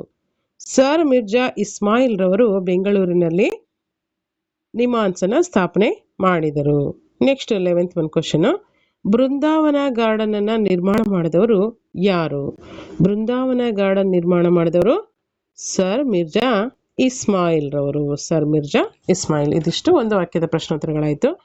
ನೆಕ್ಸ್ಟ್ 2 ವಾಕ್ಯ ಅಥವಾ 2 ಪದಗಳ ಪ್ರಶ್ನೋತ್ತರಗಳನ್ನು ಕುರಿತಾಗಿ ಗಮನಿಸ್ತಾ ಹೋಗೋಣ. 2 ವಾಕ್ಯ ಅಥವಾ 2 ಪದಗಳ ಪ್ರಶ್ನೋತ್ತರಗಳು. ಮೊದಲೇ ಪ್ರಶ್ನೆ ನೋಡಿ, ಮೈಸೂರಿನ 2 ಪ್ರಮುಖ ಕಮಿಷನರ್ಗಳನ್ನು ತಿಳಿಸಿ. ಮಾರ್ಕ್ ಕಬ್ಬನ್ ಮತ್ತು LB ಬೋರಿಂಗ್ ಇವರು ಮೈಸೂರಿನ ಪ್ರಸಿದ್ಧ ಕಮಿಷನರ್ಗಳು. ಸೆಕೆಂಡ್ ಕ್ವಶನು, ಮಾರ್ಕ್ ಕಬ್ಬನ್ ರವರ ಯಾವುದಾದ್ರೂ 2 ಆಡಳಿತಾತ್ಮಕ ಸುಧಾರಣೆಗಳನ್ನು ತಿಳಿಸಿ. ರಾಜಧಾನಿಯನ್ನ ಮೈಸೂರಿನಿಂದ ಬೆಂಗಳೂರಿಗೆ ವರ್ಗಾಯಿಸಿದರು, ಒಂದನೇ ಆಡಳಿತಾತ್ಮಕ ಸುಧಾರಣೆ. ಎರಡನೇದಾಗಿ ಇಲ್ಲಿ ಬೆಂಗಳೂರು ಮತ್ತು ಜೋಲಾರ್ಪೇಟೆಗಳ ಮಧ್ಯೆ ಏನು ಮಾಡಿದರು? ರೈಲ್ವೆ ಮಾರ್ಗವನ್ನು ಹಾಕಿಸಿದರು. ಇದಿಷ್ಟು ಮಾರ್ಕ್ ಕಬ್ಬನ್ ರವರ 2 ಆಡಳಿತಾತ್ಮಕ ಸಾಧನೆಗಳು ಅಥವಾ ಸುಧಾರಣೆಗಳು. ಥರ್ಡ್ ಒನ್ ಕ್ವಶನ್ ನೋಡಿ, ಬೋರಿಂಗ್ ರವರ ಯಾವುದಾದ್ರೂ 2 ಆಡಳಿತಾತ್ಮಕ ಸುಧಾರಣೆಗಳನ್ನು ಹೆಸರಿಸಿ. ಬೋರಿಂಗ್ ರವರ 2 ಆಡಳಿತಾತ್ಮಕ ಸುಧಾರಣೆಗಳಲ್ಲಿ ಮುಖ್ಯವಾಗಿ ನ್ಯಾಯಾಂಗ ಸುಧಾರಣೆ ಮತ್ತು ಪೊಲೀಸ್ ಇಲಾಖೆಯಲ್ಲಿನ ಸುಧಾರಣೆಗಳು ಪ್ರಮುಖ ಆಡಳಿತಾತ್ಮಕ ಸುಧಾರಣೆಗಳಾಗಿವೆ. ನೆಕ್ಸ್ಟ್ ಫೋರ್ತ್ ಒನ್ ಕ್ವಶನು, ಮೈಸೂರಿನ ಯಾವುದಾದರೂ 2 ದಿವಾನರುಗಳನ್ನು ಹೆಸರಿಸಿ. ವಿಶ್ವೇಶ್ವರಯ್ಯ ಮತ್ತು ಸರ್ ಮಿರ್ಜಾ ಇಸ್ಮಾಯಿಲ್ ಮೈಸೂರಿನ ಪ್ರಸಿದ್ಧ ದಿವಾನರುಗಳು. ನೆಕ್ಸ್ಟ್ ಫಿಫ್ತ್ ಒನ್ ಕ್ವಶನು, ವಿಶ್ವೇಶ್ವರಯ್ಯನವರ ತಂದೆ ತಾಯಿ ಯಾರು? ತಂದೆ ಶ್ರೀನಿವಾಸ ಶಾಸ್ತ್ರಿ, ತಾಯಿ ವೆಂಕಟ ಲಕ್ಷ್ಮಮ್ಮ. ಇವರು ಸರ್ ಎಂ ವಿಶ್ವೇಶ್ವರಯ್ಯನವರ ತಂದೆ ತಾಯಿಗಳು. ನೆಕ್ಸ್ಟ್ 6th ಒನ್ ಕ್ವಶನು, ವಿಶ್ವೇಶ್ವರಯ್ಯನವರು ರಚಿಸಿದ ಯಾವುದಾದ್ರೂ 2 ಕೃತಿಗಳನ್ನು ಹೆಸರಿಸಿ. ಯಾವುದು ಕೃತಿಗಳು? A vision of prosperous Mysore. ವಿಶ್ವೇಶ್ವರಯ್ಯನವರು ರಚಿಸಿದಂಥ ಪ್ರಮುಖ ಕೃತಿಗಳಲ್ಲಿ ಮೊದಲನೇದು a vision of prosperous Mysore. Second one rapid development of industries. ಇವೆರಡು ಸರ್ ಎಂ ವಿಯವರು ಅಥವಾ ಸರ್ ಎಂ ವಿಶ್ವೇಶ್ವರಯ್ಯನವರ ಪ್ರಸಿದ್ಧ ಕೃತಿಗಳಾಗಿದೆ. ನೆಕ್ಸ್ಟ್ ನೋಡಿ, ಲಾಂಗ್ ಆನ್ಸರ್ಸ್. ಇಲ್ಲಿ ಆಧುನಿಕ ಮೈಸೂರು ರಾಜ್ಯದ ನಿರ್ಮಾಣದಲ್ಲಿ ಸರ್ ಮಿರ್ಜಾ ಇಸ್ಮಾಯಿಲ್ ರವರ ಪಾತ್ರವನ್ನು ಕುರಿತಾಗಿ ಬರೆಯಿರಿ ಅಂತ ಕೊಟ್ಟಿದ್ದಾರೆ. ನೋಡಿ, ಇದನ್ನ ಇವಾಗ ಏನು ಬಿಟ್ಟಿದ್ದಾರಲ್ಲ ಹೊಸ ಒಂದು ಪಠ್ಯಕ್ರಮ, ಪರೀಕ್ಷಾ ಪಠ್ಯಕ್ರಮ HSTR ಮತ್ತು GPSTR ನಲ್ಲಿ, ಅದರಲ್ಲಿ ಈಗ ಆಲ್ರೆಡಿ GPSTR ನಲ್ಲಿ 3 ಮಾರ್ಕ್ಸ್ ಕ್ವಶನ್ ಮತ್ತು 4 ಮಾರ್ಕ್ಸ್ ಕ್ವಶನ್ ಅನ್ನ ಕೇಳಿ ಆಗಿದೆ. HSTRಗೆ ಯಾವ ರೀತಿ ಕೇಳ್ತಾರೆ ಅಂತ ಗೊತ್ತಿಲ್ಲ, ಬಟ್ ನಾವು GPSTRನೇ ಬೇಸಾಗಿ ಇಟ್ಕೊಂಡು ಇಲ್ಲಿ ಸ್ಟಡೀಸನ್ನು ಮಾಡಬೇಕಾಗುತ್ತೆ. ಸೊ ಹಾಗಾಗಿ ಗಮನಿಸಿ, ಆಧುನಿಕ ಮೈಸೂರು ರಾಜ್ಯದ ನಿರ್ಮಾಣದಲ್ಲಿ ಮಿರ್ಜಾ ಇಸ್ಮಾಯಿಲ್ ರವರ ಪಾತ್ರವನ್ನು ಕುರಿತಾಗಿ ನಾವು ಕೆಲವೊಂದಷ್ಟು ಅಂಶಗಳನ್ನು ಕುರಿತು ಚರ್ಚೆಯನ್ನು ಮಾಡ್ತಾ ಹೋಗೋಣ. ಹಾಗಾದರೆ ಮಿರ್ಜಾ ಇಸ್ಮಾಯಿಲ್ ಆಧುನಿಕ ಮೈಸೂರು ರಾಜ್ಯದ ನಿರ್ಮಾಪಕರಲ್ಲಿ ಒಬ್ಬರಾಗಿದ್ದು, ಇವರು ಕ್ರಿಸ್ತ ಶಕ 1926ರಲ್ಲಿ 26ರಿಂದ 1941ರವರೆಗೆ ಮೈಸೂರು ಸಂಸ್ಥಾನದಲ್ಲಿ ದಿವಾನ್ರಾಗಿ ಸೇವೆಯನ್ನು ಸಲ್ಲಿಸಿದರು. ಇವರು ಕೈಗಾರಿಕೆಗಳ ಅಭಿವೃದ್ಧಿಗೆ ಪ್ರೋತ್ಸಾಹವನ್ನು ನೀಡಿ ಹಲವಾರು ಕೈಗಾರಿಕೆಗಳನ್ನು ಕೂಡ ಸ್ಥಾಪನೆಯನ್ನು ಮಾಡಿದರು. ಇವರ ಕಾಲದಲ್ಲಿ ಸ್ಥಾಪಿಸಲ್ಪಟ್ಟಂತಹ ಪ್ರಮುಖ ಕೈಗಾರಿಕೆಗಳು ಯಾವುದು ಅಂತೇಳಿ ನಾವು ನೋಡೋದಾದರೆ ಬೆಂಗಳೂರಿನ ಹಿಂದೂಸ್ತಾನ್ ಏರೋನಾಟಿಕ್ಸ್ ಲಿಮಿಟೆಡ್, ಹಾಗೆ ಗಾಜಿನ ಕಾರ್ಖಾನೆ, ಪಿಂಗಾಣಿ ಪಾತ್ರೆ ಕಾರ್ಖಾನೆ. ನೆಕ್ಸ್ಟ್ ಬೆಳಗೊಳದಲ್ಲಿ ರಾಸಾಯನಿಕ ಗೊಬ್ಬರ ಕಾರ್ಖಾನೆ, ಬೆಳಗೊಳದಲ್ಲಿ ರಾಸಾಯನಿಕ ಗೊಬ್ಬರ ಕಾರ್ಖಾನೆಯನ್ನು ಸ್ಥಾಪಿಸಿದರು. ನೆಕ್ಸ್ಟ್ ಮಂಡ್ಯದಲ್ಲಿ ಸಕ್ಕರೆ ಕಾರ್ಖಾನೆ, ಶಿವಮೊಗ್ಗದಲ್ಲಿ ಬೆಂಕಿ ಕಡ್ಡಿ ಕಾರ್ಖಾನೆ, ಭದ್ರಾವತಿಯಲ್ಲಿ ಉಕ್ಕು ಮತ್ತು ಕಾಗದ ಕಾರ್ಖಾನೆಗಳನ್ನು ಸ್ಥಾಪನೆ ಮಾಡಿದ್ದಾರೆ. ಹಾಗೆ ಜಕ್ಕೂರಿನಲ್ಲಿ ವಿಮಾನ ನಿಲ್ದಾಣವನ್ನು ಕೂಡ ಇವರು ನಿರ್ಮಾಣ ಮಾಡ್ತಾರೆ. ಬೆಂಗಳೂರು ಮತ್ತು ಮೈಸೂರುಗಳಲ್ಲಿ ರೇಡಿಯೋ ಕೇಂದ್ರಗಳನ್ನು ಕೂಡ ಆರಂಭಿಸ್ತಾರೆ. ಇವರು ಗ್ರಾಮೀಣ ಕೈಗಾರಿಕೆಗಳಿಗೆ ಹೆಚ್ಚಿನ ಒಂದು ಪ್ರೋತ್ಸಾಹವನ್ನು ನೀಡಿದರು. ಹಾಗೆ ಇವರು ಮುಖ್ಯವಾಗಿ ಇಲ್ಲಿ ಬದನವಾಳದಲ್ಲಿ ಖಾದಿ ಉತ್ಪಾದನೆಯ ಕೇಂದ್ರವನ್ನು ಸ್ಥಾಪನೆ ಮಾಡ್ತಾರೆ. ಇಲ್ಲಿ ಬದನವಾಳದಲ್ಲಿ ಖಾದಿ ಉತ್ಪಾದನೆಯ ಕೇಂದ್ರವನ್ನು ಕೂಡ ಸ್ಥಾಪನೆ ಮಾಡ್ತಾರೆ. ಹಾಗೆ ಮುಖ್ಯವಾಗಿ ಇರ್ವಿನ್ ಕಾಲುವೆಯನ್ನು ನಿರ್ಮಿಸಿ ಮಂಡ್ಯದಲ್ಲಿ 1,20,000 ಎಕರೆ ಭೂಮಿಗೆ ನೀರನ್ನು ಒದಗಿಸಲಾಗುತ್ತೆ. ಮೈಸೂರನ್ನ ಹೂದೋಟಗಳು ಮತ್ತು ಉದ್ಯಾನವನಗಳ ನಗರವನ್ನಾಗಿಸಿದರು. ಹಾಗೆ ಇಲ್ಲಿ ಬೃಂದಾವನ ಉದ್ಯಾನವನ ಕೂಡ ಇಲ್ಲಿ ನಿರ್ಮಾಣ ಮಾಡಿದ್ದನ್ನು ನಾವು ಗಮನಿಸ್ತೀವಿ. ಹಾಗೆ ಬೆಂಗಳೂರಿನಲ್ಲಿ ರಾಷ್ಟ್ರೀಯ ಮಾನಸಿಕ ಆರೋಗ್ಯ ಮತ್ತು ನರರೋಗ ಶಸ್ತ್ರಚಿಕಿತ್ಸೆ ನಿಮಾನ್ಸ್ ಅಂತ ಹೆಂಗೆ ಕರಿತೀವಲ್ವಾ, ಹಾಗೆ ಈ ಒಂದು ನಿಮಾನ್ಸನ್ನು ಕೂಡ ಬೆಂಗಳೂರಿನಲ್ಲಿ ಇವರು ಸ್ಥಾಪನೆಯನ್ನು ಮಾಡ್ತಾರೆ. ಕೋಲಾರದಲ್ಲಿ ನರಸಿಂಹರಾಜ ಆಸ್ಪತ್ರೆಯನ್ನು ನಿರ್ಮಿಸ್ತಾರೆ. ಶಿವಮೊಗ್ಗದಲ್ಲಿ ಮೆಗ್ಗಾನ್ ಆಸ್ಪತ್ರೆಯನ್ನು ಕೂಡ ನಿರ್ಮಿಸ್ತಾರೆ. ಹಾಗೆ ನೆಕ್ಸ್ಟ್ ನೋಡಿ, ಮೈಸೂರಿನಲ್ಲಿ ವಾಣಿ ವಿಲಾಸ ಆಸ್ಪತ್ರೆಯನ್ನು ಕೂಡ ಸ್ಥಾಪನೆಯನ್ನು ಮಾಡ್ತಾರೆ. ಶಿಕ್ಷಣಕ್ಕಾಗಿ ಇವರು ಪ್ರಾಥಮಿಕ ಶಿಕ್ಷಣ ಕಾಯ್ದೆಯನ್ನು ಕೂಡ ಜಾರಿಗೊಳಿಸಿ ಖಾಸಗಿ ಶಾಲೆಗಳಿಗೆ ಒಂದಷ್ಟು ಅನುದಾನವನ್ನು ಕೂಡ ನೀಡ್ತಾರೆ. ಹಾಗೆ ಪ್ರೌಢಶಾಲೆಗಳಲ್ಲಿ ಕನ್ನಡ ಮಾಧ್ಯಮದ ಶಿಕ್ಷಣವನ್ನು ಆರಂಭಿಸ್ತಾರೆ ಅಲ್ವಾ. ಪ್ರೌಢಶಾಲೆಗಳಲ್ಲಿ ಕನ್ನಡ ಮಾಧ್ಯಮದ ಶಿಕ್ಷಣವನ್ನು ಆರಂಭವನ್ನು ಮಾಡ್ತಾರೆ. ಸೊ ಇದಿಷ್ಟು ಅಂಶಗಳು ಮುಖ್ಯವಾಗಿ ಆಧುನಿಕ ಮೈಸೂರು ರಾಜ್ಯದ ಒಂದು ನಿರ್ಮಾಣದಲ್ಲಿ ಸರ್ ಮಿರ್ಜಾ ಇಸ್ಮಾಯಿಲ್ ಅವರ ಪ್ರಮುಖ ಪಾತ್ರವನ್ನು ಗಮನಿಸಿದ್ವಿ. ನೆಕ್ಸ್ಟ್ ನೋಡೋಣ, ಸರ್ ಎಂ ವಿಶ್ವೇಶ್ವರಯ್ಯನವರನ್ನ ಆಧುನಿಕ ಮೈಸೂರಿನ ಶಿಲ್ಪಿ ಮತ್ತು ನಿರ್ಮಾತೃ ಅಂತೇಳಿ ಏಕೆ ಕರೆಯೋದಕ್ಕೆ ಏನು ರೀಸನ್ನು, ಅಂತಹ ಸಾಧನೆಗಳು ಏನು ಮಾಡಿದ್ದಾರೆ ಅಂತೇಳಿ ಒಂದೊಂದಾದ ಅಂಶಗಳನ್ನು ನೋಡ್ತಾ ಹೋಗೋಣ. ಸರ್ ಎಂ ವಿಶ್ವೇಶ್ವರಯ್ಯನವರು ಆಧುನಿಕ ಮೈಸೂರು ಶಿಲ್ಪಿ ಮತ್ತು ನಿರ್ಮಾತೃ ಅಲ್ವಾ. ಇವರೊಂದು ಬಾಲ್ಯ ಜೀವನವನ್ನು ನಾವು ಮೊದಲನೇದಾಗಿ ಗಮನಿಸೋಣ. ಸರ್ ಎಂ ವಿಶ್ವೇಶ್ವರಯ್ಯನವರು ಮೈಸೂರು ರಾಜ್ಯವು ಇವರ ಒಂದು ಕಾಲದಲ್ಲಿ ಎಲ್ಲ ರಂಗಗಳಲ್ಲಿ, ಅಂದರೆ ಕೃಷಿ ಆಗಿರ್ಬೋದು, ಕೈಗಾರಿಕೆ ಆಗಿರ್ಬೋದು, ವ್ಯಾಪಾರ, ವಾಣಿಜ್ಯ, ಸಣ್ಣ ಗುಡಿ ಕೈಗಾರಿಕೆಗಳು, ಬ್ಯಾಂಕಿಂಗ್ ವ್ಯವಸ್ಥೆ, ಭಾಷೆ, ಸಾಹಿತ್ಯ, ನೀರಾವರಿ, ಅಣೆಕಟ್ಟುಗಳ ನಿರ್ಮಾಣ ಮೊದಲಾದಂಥ ಕ್ಷೇತ್ರಗಳಲ್ಲಿ ಹೆಚ್ಚಿನ ಒಂದು ಅಭಿವೃದ್ಧಿಯನ್ನು ಸಾಧಿಸಿತ್ತು. ಆದ್ದರಿಂದ ಇವರನ್ನು ಆಧುನಿಕ ಮೈಸೂರಿನ ಶಿಲ್ಪಿ ಮತ್ತು ನಿರ್ಮಾತೃ ಅಂತೇಳಿ ಕರೀತಾರೆ. ಹಾಗಾದರೆ ಇವರ ಒಂದು ಬಾಲ್ಯ ಜೀವನವನ್ನು ಗುರುತಿಸಿದಾಗ ಇವರು 1861ರಲ್ಲಿ ಸೆಪ್ಟೆಂಬರ್ 15ರಂದು 1861 ಸೆಪ್ಟೆಂಬರ್ 15ರಂದು ಚಿಕ್ಕಬಳ್ಳಾಪುರ ಜಿಲ್ಲೆಯ ಮುದ್ದೇನಹಳ್ಳಿಯಲ್ಲಿ ಜನಿಸ್ತಾರೆ. ತಂದೆ ಶ್ರೀನಿವಾಸ ಶಾಸ್ತ್ರಿ, ತಾಯಿ ವೆಂಕಟಲಕ್ಷ್ಮಮ್ಮ. ಇವರ ತಂದೆ ತಾಯಿ. ಇವರು ಉತ್ತಮ ವಿದ್ಯಾವಂತರಾದ ವಿಶ್ವೇಶ್ವರಯ್ಯನವರು ಬೆಂಗಳೂರಿನ ಸೆಂಟ್ರಲ್ ಕಾಲೇಜಿನಲ್ಲಿ BA ಪದವಿಯನ್ನು, ಪುಣೆ ವಿಶ್ವವಿದ್ಯಾಲಯದಲ್ಲಿ BE ಪದವಿಯನ್ನು ಪಡೆದುಕೊಳ್ತಾರೆ. 1884ರಿಂದ 1909ರವರೆಗೆ ಬಾಂಬೆ ಸರ್ಕಾರದಲ್ಲಿ ಏನು ಮಾಡ್ತಾರೆ, ಒಬ್ಬ ಇಂಜಿನಿಯರ್ ಆಗಿ ಸೇವೆಯನ್ನು ಸಲ್ಲಿಸ್ತಾರೆ. ಹಾಗೆ 1909ರಲ್ಲಿ ಮೈಸೂರು ರಾಜ್ಯದ ಮುಖ್ಯ ಇಂಜಿನಿಯರ್ ಆಗಿ ನೇಮಕವಾಗ್ತಾರೆ. 1912ರಲ್ಲಿ ನಾಲ್ವಡಿ ಕೃಷ್ಣರಾಜ ಒಡೆಯರ್ ಇವರನ್ನು ಮೈಸೂರಿನ ದಿವಾನರನ್ನಾಗಿ ನೇಮಕ ಮಾಡ್ತಾರೆ. ಇವರ ಕಾಲದಲ್ಲಿ ಮೈಸೂರು ರಾಜ್ಯವು ಸರ್ವತೋಮುಖ ಅಭಿವೃದ್ಧಿಯನ್ನು ಕಂಡಿತು ಅಂತೇಳಿ ನಾವು ಗಮನಿಸ್ಬೋದು. ಹಾಗಾದರೆ ಸರ್ ಎಂ ವಿಶ್ವೇಶ್ವರಯ್ಯನವರ ಆಡಳಿತಾತ್ಮಕ ಸುಧಾರಣೆಗಳು ಏನು? ಇವರು ದಿವಾನರಾಗಿದ್ದಂಥ ಕಾಲದಲ್ಲಿ ಮೈಸೂರು ರಾಜ್ಯದಲ್ಲಿ ಹಲವಾರು ಆಡಳಿತಾತ್ಮಕ ಸುಧಾರಣೆಗಳನ್ನು ಜಾರಿಗೊಳಿಸ್ತಾರೆ. ಅವುಗಳಲ್ಲಿ ನಾವು ನೋಡೋದಾದರೆ ಶಾಸನ ಸಭೆಯ ಸದಸ್ಯರ ಸಂಖ್ಯೆಯನ್ನು 18ರಿಂದ 24ಕ್ಕೆ ಹೆಚ್ಚಿಸಲಾಗುತ್ತೆ. ಮೊದಲು ಶಾಸನ ಸಭೆಯ ಸದಸ್ಯರ ಸಂಖ್ಯೆ 18 ಇರುತ್ತೆ, ಅನಂತರದಲ್ಲಿ ಅದನ್ನು 24ಕ್ಕೆ ಹೆಚ್ಚಿಸ್ತಾರೆ. ನೆಕ್ಸ್ಟ್ ಎರಡನೇದಾಗಿ ಸ್ಥಳೀಯ ಸಂಸ್ಥೆಗಳ ಮತ್ತು ಗ್ರಾಮ ಪಂಚಾಯಿತಿ ಕಾಯ್ದೆಯು ಜಿಲ್ಲಾ ಮತ್ತು ತಾಲೂಕು ಮಂಡಳಿಗಳಲ್ಲಿ ಚುನಾಯಿತ ಸದಸ್ಯರ ಸಂಖ್ಯೆಯನ್ನು ಹೆಚ್ಚಿಸಲಾಗುತ್ತೆ. ಸ್ಥಳೀಯ ಸಂಸ್ಥೆಗಳಲ್ಲಿ ಮತ್ತು ಗ್ರಾಮ ಪಂಚಾಯಿತಿ ಕಾಯ್ದೆ ಜಿಲ್ಲೆ ಮತ್ತು ತಾಲೂಕಿನ ಮಂಡಳಿಗಳಲ್ಲಿ ಚುನಾಯಿತ ಸದಸ್ಯರ ಸಂಖ್ಯೆಯನ್ನು ಹೆಚ್ಚಿಸಲಾಯಿತು. ನೆಕ್ಸ್ಟು ಹಳ್ಳಿಗಳ ಒಂದು ಪ್ರಗತಿಗಾಗಿ ಗ್ರಾಮ ಸುಧಾರಣಾ ಸಮಿತಿಗಳನ್ನು ಕೂಡ ಸ್ಥಾಪನೆ ಮಾಡಲಾಗ್ತದೆ.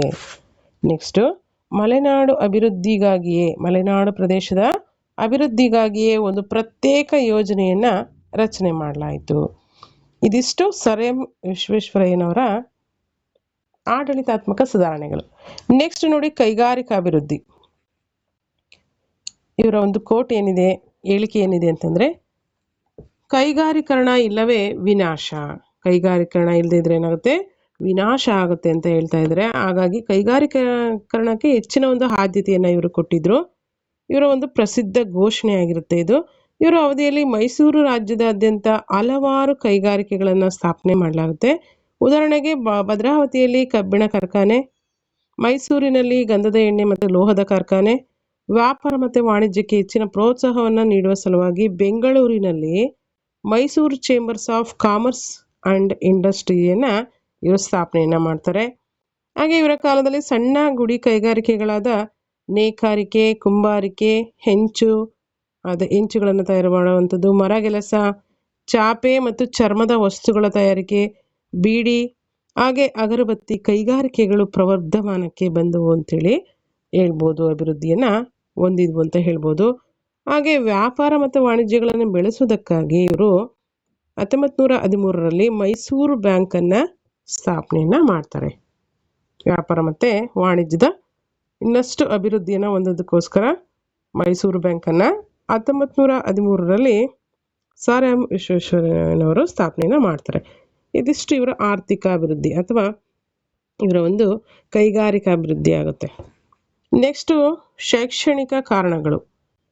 ಪ್ರತಿಯೊಂದು ದೇಶದ ಪ್ರಗತಿಯು ಮುಖ್ಯವಾಗಿ ಜನರ ಶಿಕ್ಷಣದ ಮೇಲೆ ಅವಲಂಬಿತವಾಗಿರ್ತದೆ ಅಂತಕ್ಕಂಥ ನಂಬಿಕೆಯನ್ನು ಇವರು ಹೊಂದಿದ್ರು. ಹಾಗಾಗಿ ಶಿಕ್ಷಣಕ್ಕೆ ಹೆಚ್ಚಿನ ಒಂದು ಪ್ರಾಮುಖ್ಯತೆಯನ್ನು ಇವರು ಕೊಟ್ಟಿದ್ದಾರೆ. ಹಾಗಾಗಿ ಕಡ್ಡಾಯ ಪ್ರಾಥಮಿಕ ಶಿಕ್ಷಣವನ್ನು ಜಾರಿಗೊಳಿಸ್ತಾರೆ. ಸಾಮಾಜಿಕವಾಗಿ ಆರ್ಥಿಕವಾಗಿ ಹಿಂದುಳಿದ ವರ್ಗಗಳಲ್ಲಿ ಶಿಕ್ಷಣವನ್ನು ಪ್ರೋತ್ಸಾಹಿಸಿ ವಿದ್ಯಾರ್ಥಿಗಳಿಗೆ ಸ್ಕಾಲರ್ಶಿಪ್ಪನ್ನು ಕೂಡ ನೀಡ್ತಾರೆ. ಹಾಗೆ ಸ್ತ್ರೀಯರ ಶಿಕ್ಷಣಕ್ಕೆ ಹೆಚ್ಚಿನ ಪ್ರೋತ್ಸಾಹವನ್ನು ನೀಡ್ತಾರೆ. ತಾಂತ್ರಿಕ ಶಿಕ್ಷಣಕ್ಕೆ ಹೆಚ್ಚಿನ ಮಹತ್ವವನ್ನು ನೀಡಲಾಗುತ್ತೆ. ಬೆಂಗಳೂರಿನಲ್ಲಿ ಇಂಜಿನಿಯರಿಂಗ್ ಕಾಲೇಜು ಮತ್ತು ಮೈಸೂರಿನಲ್ಲಿ ಚಾಮರಾಜೇಂದ್ರ ತಾಂತ್ರಿಕ ಸಂಸ್ಥೆಗಳನ್ನು ಕೂಡ ಸ್ಥಾಪಿಸಲಾಗ್ತದೆ. ಹಾಗೆ ಬೆಂಗಳೂರಿನ ಹೆಬ್ಬಾಳದಲ್ಲಿ ಕೃಷಿ ಶಾಲೆಯೊಂದನ್ನು, ಈಗ ಬೆಂಗಳೂರಿನ ಹೆಬ್ಬಾಳದಲ್ಲಿ ಕೃಷಿ ಶಾಲೆಯೊಂದನ್ನು ಸ್ಥಾಪನೆ ಮಾಡ್ತಾರೆ. ಇಂದು ಇದು ಕೃಷಿ ವಿಶ್ವವಿದ್ಯಾಲಯವಾಗಿ ಏನಾಗಿದೆ, ಮಾರ್ಪಾಡನ್ನು ಹೊಂದಿದೆ ಅಂತ ಹೇಳ್ಬೋದು. ಹಾಗೆ ಕನ್ನಡ ಭಾಷೆ ಮತ್ತು ಸಾಹಿತ್ಯದ ಬೆಳವಣಿಗೆಗಾಗಿ 1915ರಲ್ಲಿ ಬೆಂಗಳೂರಿನಲ್ಲಿ ಕನ್ನಡ ಸಾಹಿತ್ಯ ಪರಿಷತ್ತನ್ನು ಸ್ಥಾಪನೆಯನ್ನು ಮಾಡ್ತಾರೆ. ಹಾಗೆ ಉನ್ನತ ಅಧ್ಯಯನಕ್ಕಾಗಿ, ಹೈಯರ್ ಎಜುಕೇಷನ್ಗಾಗಿ 1916ರಲ್ಲಿ ಮೈಸೂರು ವಿಶ್ವವಿದ್ಯಾಲಯವನ್ನು ಕೂಡ ಸ್ಥಾಪಿಸಿದರು. ಇದಿಷ್ಟು ಸರ್ ಎಂ ವಿಶ್ವೇಶ್ವರಯ್ಯನವರ ಶೈಕ್ಷಣಿಕ ಸಾಧನೆಗಳು. ನೆಕ್ಸ್ಟು ಇನ್ನಿತರ ಸಾಧನೆಗಳು, ಬೇರೆ ಬೇರೆ ಕ್ಷೇತ್ರದಲ್ಲಿ ಸರ್ ಎಂ ವಿ ಅವರು ಮಾಡಿರ್ತಕ್ಕಂಥ ಸಾಧನೆಗಳೇನೆಂದರೆ, ಕನ್ನಂಬಾಡಿ ಹತ್ತಿರ ಕ್ರಿಸ್ತಶಕ 1909ರಲ್ಲಿ KRS ಅನ್ನು ನಿರ್ಮಿಸಿ ಮಂಡ್ಯ ಜಿಲ್ಲೆಯಾದ್ಯಂತ ಕೃಷಿಯನ್ನು ಅಭಿವೃದ್ಧಿಪಡಿಸ್ತಾರೆ. ನೆಕ್ಸ್ಟು ಬ್ರಿಟಿಷ್ ಸರ್ಕಾರ ಇವರ ಒಂದು ದಕ್ಷತೆ ಮತ್ತು ಸಮರ್ಪಣಾ ಸೇವೆಗಾಗಿ ಸರ್ ಎಂಬಂಥ ಒಂದು ಬಿರುದನ್ನು ನೀಡಿ ಗೌರವಿಸುತ್ತೆ. 1955ರಲ್ಲಿ ಭಾರತ ಸರ್ಕಾರ ಇವರಿಗೆ ಭಾರತ ರತ್ನ ಎಂಬಂಥ ಒಂದು ಪ್ರಶಸ್ತಿಯನ್ನು ನೀಡಿ ಗೌರವಿಸುತ್ತೆ. ಈ ಒಂದು ಭಾರತ ರತ್ನ ಎಂಬಂಥ ಪ್ರಶಸ್ತಿಯನ್ನು ಪಡೆದಂಥ ಮೊಟ್ಟ ಮೊದಲ ಕನ್ನಡಿಗ ಸರ್ ಎಂ ವಿಶ್ವೇಶ್ವರಯ್ಯನವರು ಆಗಿರ್ತಾರೆ. ಹಾಗಾದರೆ ಸರ್ ಎಂ ವಿ ಅವರ ಪ್ರಸಿದ್ಧ ಕೃತಿಗಳು ಯಾವುದು ಅಂತೇಳಿ ನಾವು ನೋಡೋದಾದರೆ, a vision of prosperous Mysuru first one. Second ನೋಡಿ, ಎರಡನೇದು ಕೃತಿ reconstructing India. Next rapid development of industries. Next planned economy for India. Next memoirs of my working life. ಇವಿಷ್ಟು ಪ್ರಮುಖವಾಗಿ ಸರ್ ಎಂ ವಿಶ್ವೇಶ್ವರಯ್ಯನವರ ಪ್ರಸಿದ್ಧ ಕೃತಿಗಳು. A vision of prosperous Mysuru, reconstructing India, rapid development of industries, planned economy for India, memoirs of my working life. ಪ್ರಮುಖವಾಗಿರ್ತಕ್ಕಂಥ ಈ ಒಂದು ಕೃತಿಗಳು sir M ವಿಶ್ವೇಶ್ವರಯ್ಯನವರ ಪ್ರಸಿದ್ಧ ಕೃತಿಗಳಾಗಿದೆ. ಸೊ ಸ್ನೇಹಿತರೆ, ಇವೆಲ್ಲ ಅಂಶಗಳು ಮುಖ್ಯವಾಗಿ ಮುಂಬರ್ತಕ್ಕಂತಹ GPSTR, HSTR, PU ಕಾಲೇಜು ಉಪನ್ಯಾಸಕರ ನೇಮಕಾತಿ, KSET, net, KTET, PC, PSI ಈ ರೀತಿ ಸ್ಪರ್ಧಾತ್ಮಕ ಪರೀಕ್ಷೆಗಳಿಗೆ ತುಂಬ ಉಪಯುಕ್ತವಾಗಿರ್ತಕ್ಕಂಥ ಪ್ರಶ್ನೋತ್ತರಗಳು ಅಂತೇಳಿ ನಾನು ಚರ್ಚೆ ಮಾಡ್ತಾ ಇದ್ದೀನಿ. ಐ ಹೋಪ್ ನಿಮಗೆ ಈ ಒಂದು ವಿಡಿಯೋದಿಂದ ಒಂದಷ್ಟಾದರೂ ಯೂಸ್ಫುಲ್ ಆಗುತ್ತೆ ಅಂತೇಳಿ. ಅಂದರೆ ವಿಡಿಯೋಗೊಂದು ಲೈಕ್ ಕೊಡಿ. ಇನ್ನಿತರ ಈ ಥರ ಎಕ್ಸಾಮ್ಗಳಿಗೆ ಪ್ರಿಪ್ರೇಷನ್ ಆಗ್ತಾ ಇರ್ತಕ್ಕಂಥ ನಿಮ್ಮ ಸ್ನೇಹಿತರಿಗೂ ಕೂಡ ಈ ಒಂದು ವಿಡಿಯೋವನ್ನು ಶೇರ್ ಮಾಡಿ. ಏನಾದರೂ ನಿಮ್ಮ ಅನಿಸಿಕೆ ಅಭಿಪ್ರಾಯಗಳಿದ್ದರೆ, ಬೇರೆ ಏನಾದರೂ ವಿಚಾರಗಳನ್ನು ತಿಳಿಸೋದಿದ್ರೆ, ಅಥವಾ ಬೇರೆ ಯಾವ ರೀತಿ ವಿಡಿಯೋಸು ನಿಮಗೆ ಅವಶ್ಯಕತೆ ಇದೆ ಅಂತಕ್ಕಂಥ ವಿಚಾರಗಳಿಗೆ ಸಂಬಂಧಪಟ್ಟಂತೆ ಏನಾದರೂ ಅಭಿಪ್ರಾಯಗಳನ್ನು, ನಿಮ್ಮ ಒಪಿನಿಯನನ್ನು ತಿಳಿಸೋದಾದರೆ ಕಮೆಂಟ್ ಸೆಕ್ಷನಲ್ಲಿ ತಿಳಿಸಿ. ಹಾಗೆ ಡಿಸ್ಕ್ರಿಪ್ಷನ್ ಬಾಕ್ಸಲ್ಲಿ ಟೆಲಿಗ್ರಾಮ್ ಮತ್ತು ವಾಟ್ಸಪ್ ಗ್ರೂಪ್ ಲಿಂಕ್ ಇದೆ. ಅವುಗಳಿಗೆ ಜಾಯಿನ್ ಆಗೋದ್ರ ಮುಖಾಂತರ ನಮ್ಮ ಜೊತೆ ಯಾವಾಗಲೂ ಒಂದಷ್ಟು ಇನ್ಫಾರ್ಮೇಷನ್ಗಳಲ್ಲಿ ಸಿಗ್ತಾ ಹೋಗುತ್ತೆ. ಟಚಲ್ಲಿರ್ರಿ ಅಂತ ಹೇಳ್ತಾ, ಎಲ್ರಿಗೂ all the very best. Study well, time is very short. So ಹಾಗಾಗಿ ಚೆನ್ನಾಗಿ ಸ್ಟಡಿ ಮಾಡಿ. ಇಲ್ಲಿ ಯಾವ ಕ್ಷಣದಲ್ಲಿ ಬೇಕಾದರೂ, ಅಂದರೆ ಈ ಆಫ್ಟರ್ 15 ಡೇಸ್ ಏನು ಇವಾಗ C&R ತೊಗೊಂಡಿದ್ದಾರಲ್ಲ ಟೈಮು ಅಲ್ವಾ, C&R ಬಿಟ್ಬಿಟ್ಟು ವೃಂದ ಹಾಗೂ ನೇಮಕಾತಿ ಕ್ಷೇತ್ರದಲ್ಲಿ ಯಾವಾಗ ಬೇಕಾದರೂ ಅವುಗಳನ್ನೆಲ್ಲ ಪರಿಶೀಲನೆಯನ್ನು ನಡೆಸಿ ಬಂದಿರತಕ್ಕಂಥ ಏನು ಅಬ್ಜೆಕ್ಷನನ್ನು ಎಲ್ಲ ಪರಿಶೀಲನೆ ನಡೆಸಿ ಅಲ್ಪ ಸ್ವಲ್ಪ ಬದಲಾವಣೆಯೊಂದಿಗೆ ಏನಾಗುತ್ತೆ, ನೋಟಿಫಿಕೇಷನ್ ಆಗುವಂಥ ಎಲ್ಲ ಸಾಧ್ಯತೆಗಳಿದೆ. ಇದರಲ್ಲಿ ಒಂದು ಸಲ ಅವ್ರು ಬಿಟ್ಟಿದ್ದಾರೆ ಅಂತಂದರೆ ದೊಡ್ಡ ಮಟ್ಟದ ಬದಲಾವಣೆ ಏನು ಎಕ್ಸ್ಪೆಕ್ಟ್ ಮಾಡೋವಂಥ ಅವಶ್ಯಕತೆಯೇ ಇಲ್ಲ. ಸರ್ಕಾರದವರು ಒಂದು ಸಲ ಡಿಸೈಡ್ ಮಾಡಿದರು ಅಂದರೆ ಅವರು ಯಾವಾಗ ಬೇಕಾದರೂ ಏನು ಬೇಕಾದರೂ ಬದಲಾವಣೆಗಳನ್ನು ಮಾಡ್ಬೋದು. ಬಟ್ ಅದು ತುಂಬ ಕಡಿಮೆ ಮಟ್ಟದಲ್ಲಿರುತ್ತೆ, ಆಸ್ಪಿರೆಂಟ್ಸ್ಗೆ ಯೂಸ್ಫುಲ್ ಆಗೋ ಮಟ್ಟದಲ್ಲಿರಲ್ಲ.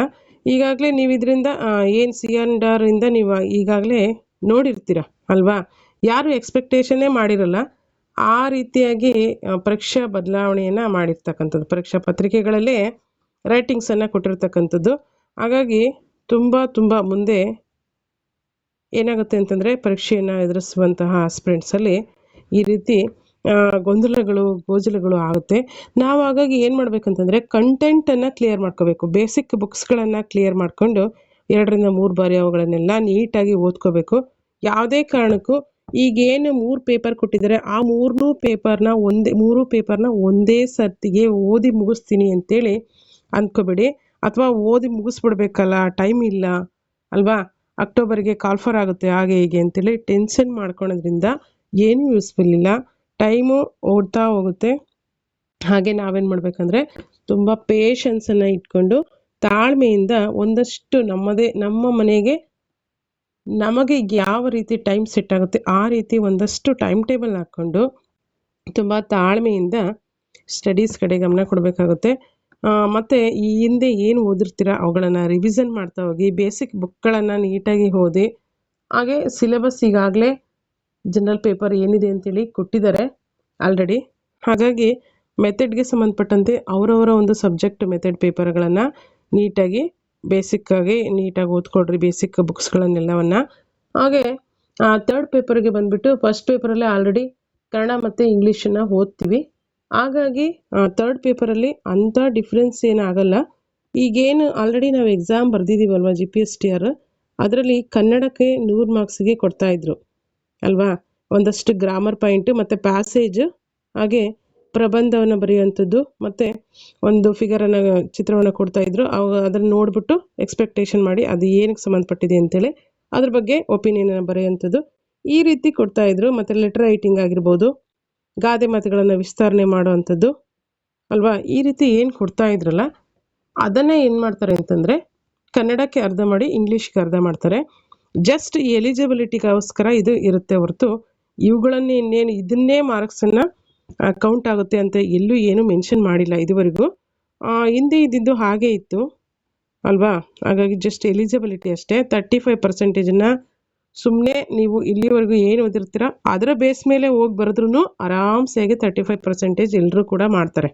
ಹಾಗಾಗಿ ಯಾವುದೇ ರೀತಿ ಗೊಂದಲ ಗಲಿಬಿಲಿ ಭಯಕ್ಕೆ ಒಳಗಾಗದೆ ಸ್ಟಡೀಸನ್ನು ತಾಳ್ಮೆಯಿಂದ ಒಂದು ಪ್ಲಾನಿಂಗ್ ಹಾಕ್ಕೊಂಡು ನೀಟಾಗಿ ನಿಧಾನಕ್ಕೆ ಮಾಡ್ತಾ ಹೋಗಿ ಒಂದೊಂದಾಗಿ ಏನಾದರೂ ಒಂದು ಅಚೀವ್ಮೆಂಟ್ ಮಾಡ್ಬೋದು. ಅದರ್ವೈಸ್ ಇಷ್ಟು ಸಬ್ಜೆಕ್ಟನ್ನ ಒಂದೇ ಸಲ ನಾವು ಓದಿ ಮುಗಿಸ್ಲಿಕ್ಕೆ ಆಗಲ್ಲ. ಹಾಗಾಗಿ ಇವಾಗ ಏನು ಓದಿರ್ತಕ್ಕಂಥ ವಿಚಾರಗಳನ್ನು ಅದರ ಜೊತೆಯಲ್ಲಿ ಇವುಗಳನ್ನು ಏನು ಹ್ಯಾಡಪ್ ಮಾಡಿಕೊಂಡು ಹೊಸದಾಗಿ ಸೇರಿಸಿರ್ತಕ್ಕಂಥ ವಿಚಾರಗಳನ್ನು ಸ್ಟಡೀಸನ್ನು ಮಾಡಬೇಕಾಗುತ್ತೆ. ಯಾವುದೇ ಕಾರಣಕ್ಕೂ ಪ್ಯಾನಿಕ್ ಆಗೋವಂಥ ಅವಶ್ಯಕತೆ ಇಲ್ಲ. ಇನ್ನೂ ಫೈನಲೈಸ್ ಆಗಿಲ್ಲ, ಇನ್ನೂ ಫೈನಲ್ C&R ಬರೋದಿದೆ. ಇದು ಜಸ್ಟ್ ಏನು ಕರಡು ಪ್ರತಿಯಾಗಿರುತ್ತೆ. ಹಾಗಾಗಿ ಇದನ್ನೇ ಫೈನಲ್ ಅಂತ ಅನ್ಕೋಬೇಡಿ. ಏನಾದರೂ ಬದಲಾವಣೆಗಳಾಗುವಂಥ ಸಾಧ್ಯತೆಗಳಿದೆ. ಹೆಚ್ಚಿನದಾಗಿ ಜಾಸ್ತಿ ಸಂಖ್ಯೆಯಲ್ಲಿ ಅಬ್ಜೆಕ್ಷನನ್ನು ಹಾಕೋದ್ರಿಂದ ಒಂದಷ್ಟಾದ್ರೂ ಬದಲಾವಣೆಗಳು ಆಗುವಂಥ ಸಾಧ್ಯತೆಗಳಿರುತ್ತೆ. ಸೊ ಹಾಗಾಗಿ ಹೆಚ್ಚಿನ ಒಂದು ಸ್ಟಡೀಸ್ ಕಡೆ ಗಮನವನ್ನು ಕೊಡಿ. ಈ ಥರ ವಿಷಯಗಳನ್ನು ಹೆಚ್ಚಿನದಾಗಿ ಟೆನ್ಷನ್ ಮಾಡ್ಕೊಳೋದ್ರಿಂದ ಓದಿರ್ತಕ್ಕಂಥ ವಿಚಾರನೂ ಮರ್ತೋಗುತ್ತೆ. ಇನ್ನೊಂದು ಮುಂದೆ ಓದಬೇಕಾಗಿರೋದನ್ನು ಕೂಡ ಕನ್ಫ್ಯೂಷನ್ ಕ್ರಿಯೇಟ್ ಆಗುತ್ತೆ. ಸೊ ಹಾಗಾಗಿ ಸ್ನೇಹಿತರೆ, ಇಲ್ಲಿವರೆಗೂ ನಾವು 2nd PUCಗೆ ಸಂಬಂಧಪಟ್ಟಂತೆ ಭಾರತದ ಇತಿಹಾಸದಲ್ಲಿ ಮುಖ್ಯವಾಗಿ ಪ್ರಶ್ನೋತ್ತರಗಳನ್ನು ಚರ್ಚೆ ಮಾಡಿದ್ವಿ. ಈ ವಿಡಿಯೋವನ್ನು ಎಂಡ್ ಮಾಡ್ತಾ ಇದ್ದೀನಿ. ಇಲ್ಲಿವರೆಗೂ ನೋಡಿರ್ತಕ್ಕಂಥ ಎಲ್ರಿಗೂ ಕೂಡ ತುಂಬ ಥ್ಯಾಂಕ್ಸ್. ಇದೇ ರೀತಿ ನಿಮ್ಮ ಒಂದು ಸಪೋರ್ಟ್ ಇರಲಿ ಅಂತ ಹೇಳಿ ಭಾವಿಸ್ತಾ, ಹಾಗೆ ನಿಮ್ಮ ಸ್ಟಡಿಯನ್ನು ಇನ್ನಷ್ಟು ನಿಮ್ಮ ಪ್ರಿಪ್ರೇಷನನ್ನು ಜಾಸ್ತಿ ಮಾಡಿಕೊಡ್ರಿ. ಎಲ್ರಿಗೂ all the best. Study well. ಜೈ ಹಿಂದ್, ಜೈ ಕರ್ನಾಟಕ ಮಾತೆ.